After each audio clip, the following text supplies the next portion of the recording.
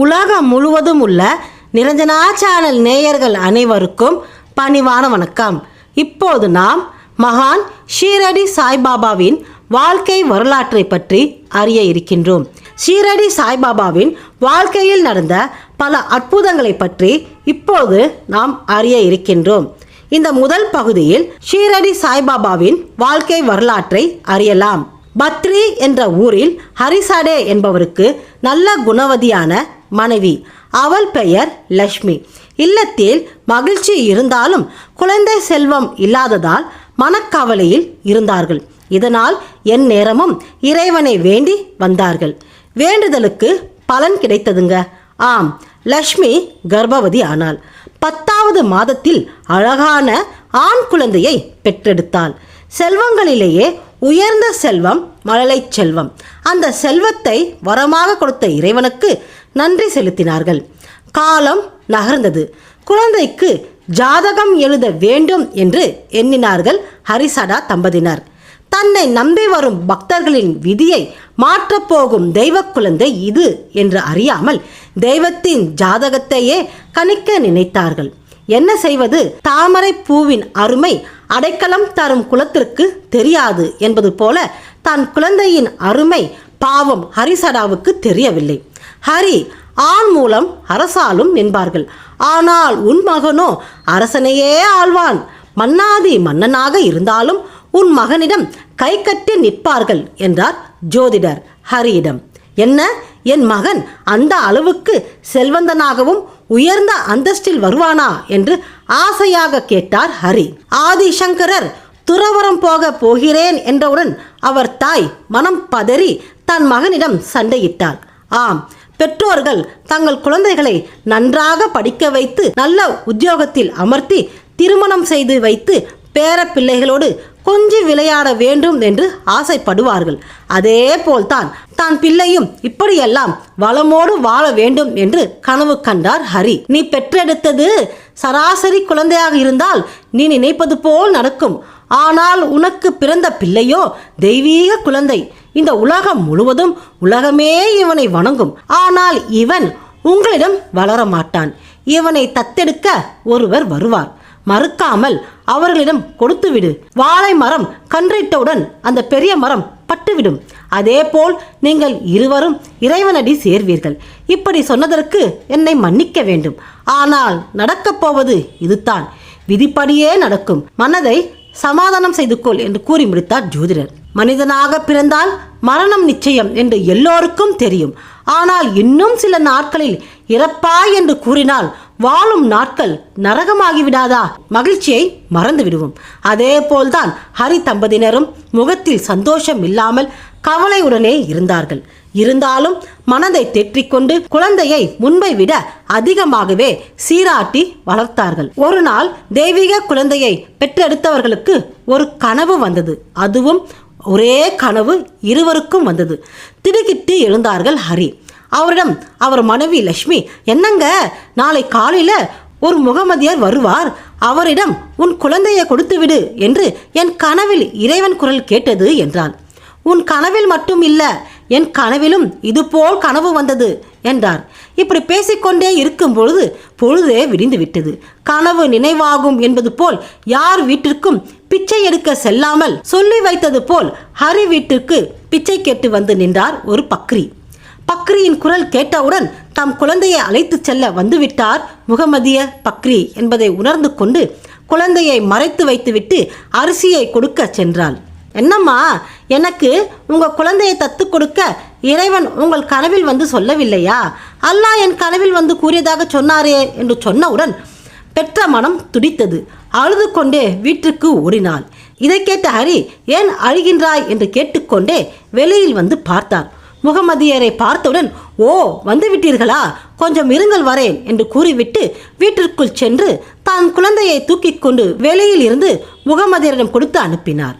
ஏன் அழுகின்றாய்? பாதுகாப்பான இடத்தில்தான் நம் குழந்தை வளரப்போகிறது என்று மகிழ்ச்சியுடன் இரு என்று கூறினார் ஹரி. அல்லாவே இந்த குழந்தையை தந்தார் என்று மகிழ்ச்சி அடைந்து குழந்தைக்கு கபீர் என்று பெயர் வைத்தார்.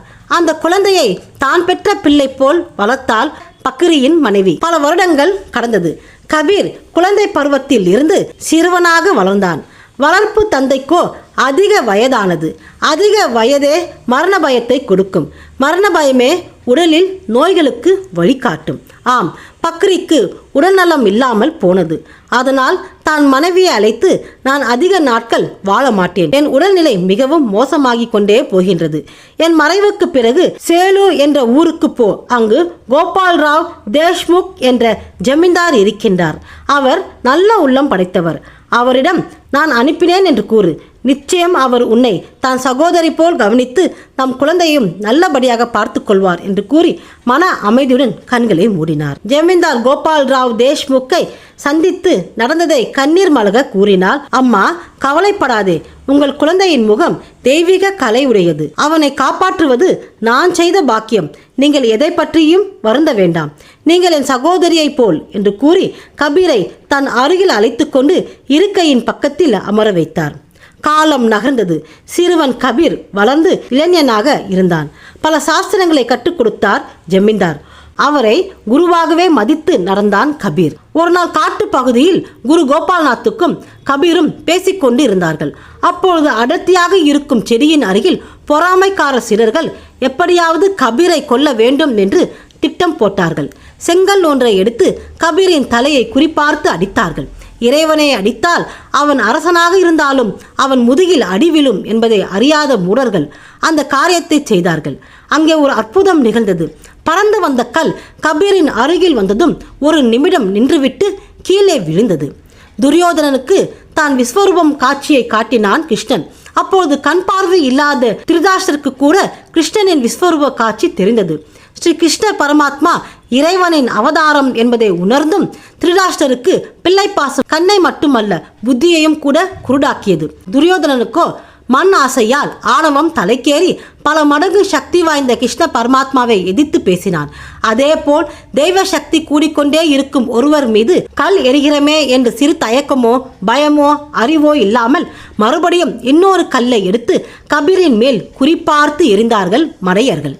அந்த செங்கல் கபீரின் அருகில் நின்று பேசிக்கொண்டு இருந்த கோபால் ராவ் தேஷ்முக் தலைமேல் பட்டது. நெற்றியில் ரத்தம் சொட்ட ஆரம்பித்தது. கல் எறிந்த கோஷ்டியில் இருந்தவர்களில் ஒருவன் தன் குருவின் நெற்றியில் வரும் ரத்தத்தை பார்த்தவுடன் பயத்திலேயே அங்கேயே மரணம் அடைந்தான். இதை கண்ட மற்றவர்கள் அஞ்சி நடுங்கி போனார்கள். அப்போது மேய்ச்சலுக்காக ஒருவன் மாட்டை ஓட்டிக்கொண்டு வந்தான். அந்த மாட்டுக்காரனை அழைத்து, இந்த மாட்டில் இருந்து இந்த கமண்டலத்தில் பால் கறந்து கொடு என்றார் கோபால்நாத். சாமி, இது மலட்டு மாடு, பால் கறக்காது என்றான். நீ கறந்தால் பால் வராது, ஆனால் இந்த மகான் தொட்டாலே போதும், பசு தானாகவே பால் சுரக்கும் என்று தன் அருகில் இருந்த கபீரிடம் கமண்டலத்தை கொடுத்து பால் கறந்து வா என்றார் குரு. மலட்டு மாடு எப்படி பால் கறக்கும் என்று கேள்வி கேட்கவில்லை கபீர். கைலாயத்தில் இருந்து ஒரு முனிவர் சிவனை பார்த்துவிட்டு வந்து கொண்டு இருந்தார். அப்போது அங்கு நாரத முனிவரும் அவருடன் வேறு ஒரு முனிவரும் இருந்தார்கள். என்ன முனிவரே, இப்போது சிவபெருமான் என்ன செய்து கொண்டு இருக்கிறார் என்றார் நாரத முனிவர். ஊசியின் காதில் யானையையும் ஒட்டகத்தையும் நுழைந்து விளையாடி கொண்டு இருக்கிறார் என்றார் முனிவர். என்ன உளறுகிறீர்கள்? ஊசியின் காதில் எப்படி யானையும் ஒட்டகமும் போகும் என்றார் நாரத முனிவர். ஏன் போகாது?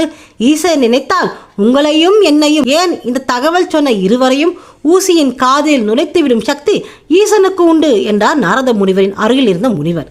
அதேபோல் மலட்டு மாடு எப்படி பால் கறக்கும் என்று எதிர்கேள்வி கேட்காமல் தான் குருவின் கமண்டலத்தை வாங்கி பசுவின் அருகில் சென்று அதை 3 முறை தட்டி கொடுத்து பிறகு அந்த காம்பின் பால் கறந்தான் கபீர்.